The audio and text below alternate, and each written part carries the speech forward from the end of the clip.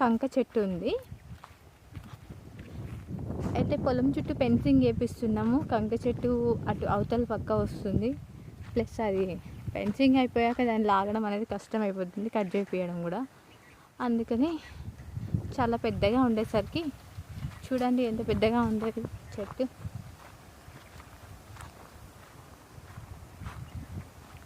Fencing వేయించాక చెట్టు cut చేయడం తీయడం కష్టమవుతుందని మా హస్బెండ్ వాళ్ళు మిషన్తో కట్ చేసి ట్రాక్టర్తో లాగుతున్నారు. ఇదిగో ఆల్రెడీ సగం తీసేశారు, ఇంకా సగం ఉంది చెట్టు. చాలా పెద్దగా ఉంది చెట్టు. చాలా కష్టమవుతుంది యాక్చువల్గా ఇది కట్ చేసి తీయడానికి. కాకపోతే ఇప్పుడైతేనే దీన్ని యూజ్ చేసుకోవడం పాసిబుల్ అయింది.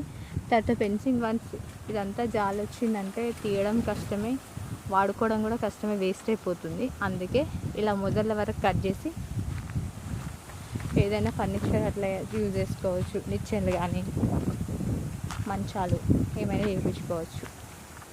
ఇలా మొత్తం ఎందుకు తీయట్లేదంటే రూట్స్ అనేవి లోపలికి ఉంటాయి, మళ్ళీ మట్టి కూడా పోతుంది మొత్తం తీసేస్తే.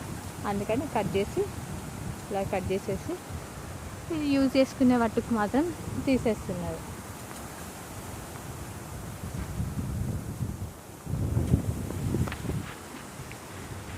ఈ మిషన్తో కట్ చేస్తున్నారు.